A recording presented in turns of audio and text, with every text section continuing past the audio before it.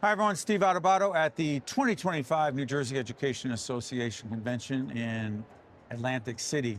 We're here with our good friend, Nicholas Ferroni. How long have you been teaching? It is my 23rd year.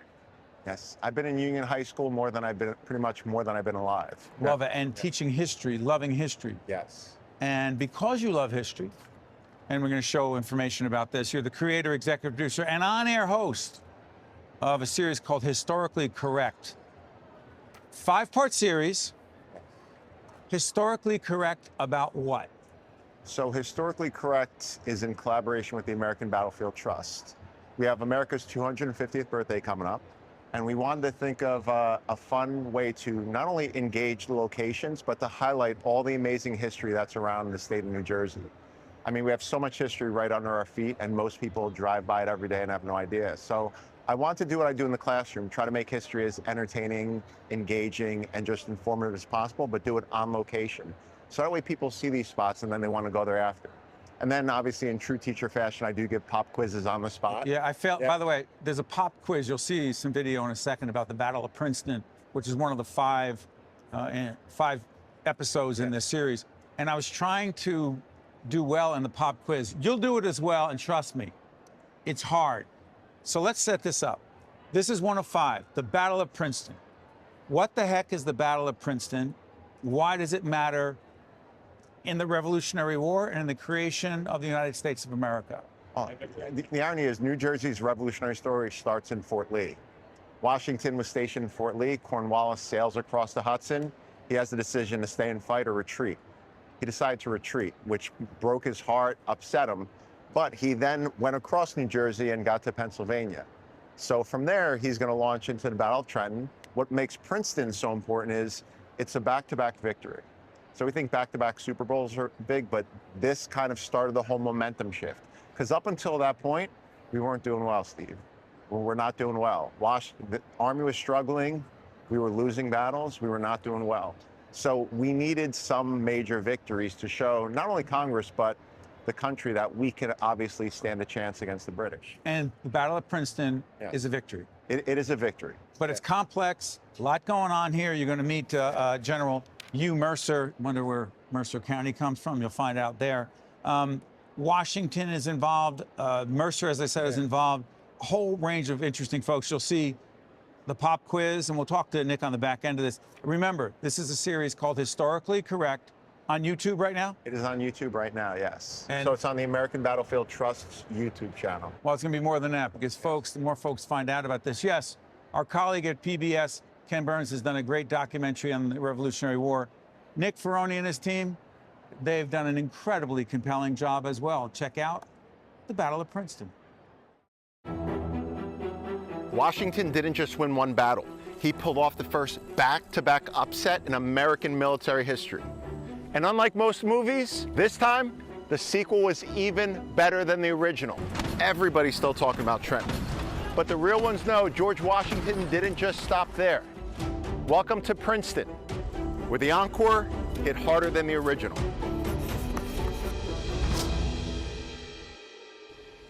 It's January 3rd, 1777.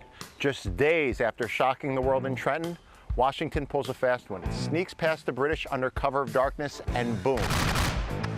Surprise attack in Princeton. His risky gamble pays off again. This wasn't just a win.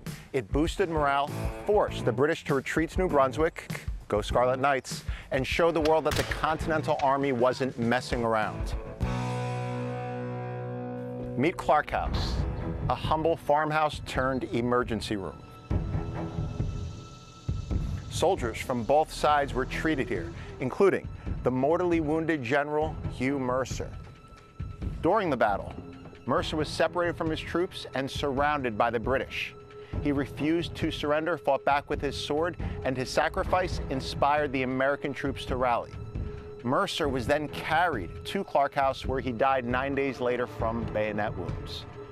Clark House was like ER. Both no anesthesia, no antibiotics, just pain, gauze, and a lot of blood. Now let's see who's an AP student and who may have brain rot. Pop quiz time. You ready? I don't know. Are you ready? Yeah. You ready for a pop quiz? Sure. Okay, I'm taking you back to high school with this. Oh, yeah. When was the last time you took a pop quiz? A couple months. A couple months? Oh, God, maybe 30 years ago. Could have been that long. All right, you'll nail it. First question. Which battle happened first in chronological order? The Battle of Saratoga, Battle of Princeton, Battle of Yorktown, or the Battle of Gettysburg? What battle do you think happened first? Was it Yorktown? Saratoga? Is it Princeton? Instant. Is it where It's where we currently are, Princeton, yeah. Yeah, if you said Gettysburg, I would have to talk to your history teacher, all right? That's all right. Shout out to Miss Huguenin, all right? Oh. Great job. All right. What famous building served as a field hospital here? Literally right here. Nassau Hall, Clark House, White House, or Connecticut Farms Church? Clark House? I don't know. I have a feeling it might be Clark House. I'd say Connecticut Farms Church. Well, that would be the Clark House. Incredible, 2 for 2. It is Clark House. Right on. Yeah, Clark House saved lives before urgent care was a thing. Pulled right up, they took care of you. Probably not well, but they took care of you, okay? They tried their best. It's okay. Last question. Which general was mortally wounded during this battle, meaning the Battle of Princeton? Charles Cornwallis, Hugh Mercer, Benedict Arnold, or Henry Knox? I'm gonna say the first one. Charles Cornwallis? Charles Cornwallis. British General Charles Cornwallis? Yeah. See, we live in Mercer County. I think it's Hugh Mercer. I'm gonna have to say Mercer. Which general was mortally wounded during the Battle of Princeton? That would be General Mercer. And that is correct. Yes. Hugh Mercer, a local hero and a county with his namesake. And the camp that I served in Korea was named after him as well. Really? Oh, so you already knew the answer going in. All right, thank you so much. Great job. Great job. Thank you very much. Your AP teacher should be very proud. Dude, I'm sure she is. Are you going to major in history in college? No, I'm majoring in film. Okay. Great job. Thank you. All right, I won't show this to your history teacher, I promise. Okay. Yeah, he's gonna be mad. Washington didn't just attack, he vanished. Slipped past Cornwallis during the night while leaving fires burning in camp to fake him out. And it worked. Washington's troops marched all night to reach Princeton undetected. Think Ocean's 11, but with muskets and knee breeches. And not all heroes are celebrated in our textbooks. Oliver Cromwell, a free black soldier from Burlington County, fought heroically at Trenton and Princeton, and even earned a discharge signed by Washington himself. Cromwell lived to be 100 and was buried with full military honors. Want to see where Washington pulled off one of his smartest moves? Come visit Princeton Battlefield State Park. Tour the Clark House, walk the field, explore the Revolution with the Liberty Trail NJ app, and visit thelibertytrail.org for stories, maps, and trivia. And support the American Battlefield Trust. They protect our history before it's gone. Next time, we're turning up the heat, literally, where soldiers fainted and a Jersey girl became a pop culture icon. So there it is, the Battle of Princeton. First of all, how much fun is that to do? As a history teacher, it's the best experience because I teach about these places, but to teach about them from the location, so I'm standing right by the Mercer oak tree where Hugh Mercer, again, a Scottish-born immigrant, comes here, fights, becomes a patriot. I mean, his story is like he inspired the shift at the battle because he literally sacrificed himself. And like standing in that spot, it gives you chills. And then seeing the Clark House, that was the field hospital. Right. It's just, there's so many locations like this across the state where you get to stand where, again, we would not be sitting here if these people did not do what they did at these locations. Yeah, I heard you say that you'd be doing for the British. Yeah. You know, God Save the Queen would be our national anthem. You know, it's like I'd be teaching British history. We take a lot for granted, don't we? We do. And I think That's not good. you really appreciate what you don't have to earn. You know, I always say it's like I'm living off the sacrifices of my family, my father, my grandfather. So I try hard to appreciate that. And I think as we get older, we appreciate our history, but you know, our history is a part of American history. So talk about the 250th.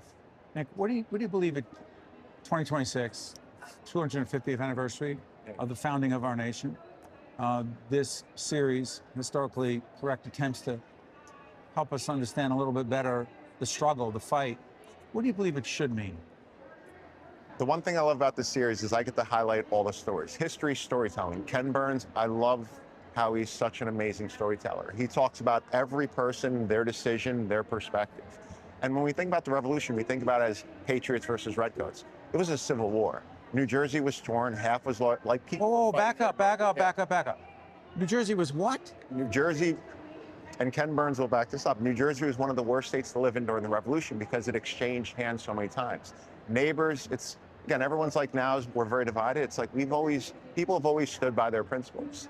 And so the revolution is so much more than just British versus America. It was Americans against Americans. It was who thinks the best path forward is the way to go. Hold on, are you saying that a significant number of New Jerseyans sided with the British? Absolutely. Based on what? I always tell my students, if you're getting an A in my class, would you want a new teacher to come in? Would you want a new system if you're doing well?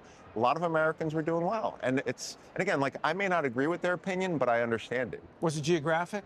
It was based on. Was it north-south thing is what I'm trying to get at? It wasn't as much north-south as much as individual situations. By the way, hold on one second. You hear background? We are at the New Jersey Education Association 2025 convention. There's a lot of enthusiasm.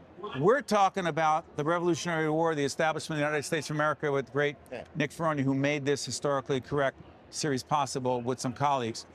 Divided. Some folks think it's better with the British in control because their lives are okay. Yeah. But then what brings us together, and do we ever really come together? I mean, right after the revolution, we came together for a common cause for the most part. But once we got rid of our outside enemy, we always turn on each other because again, everyone thinks they have the best idea to move forward. And it's so interesting to read the stories of again, the founding fathers, it's called, they were frenemies. You know, it's like everyone thought they had the best interest or what was the most important thing or the best thing to do to move forward.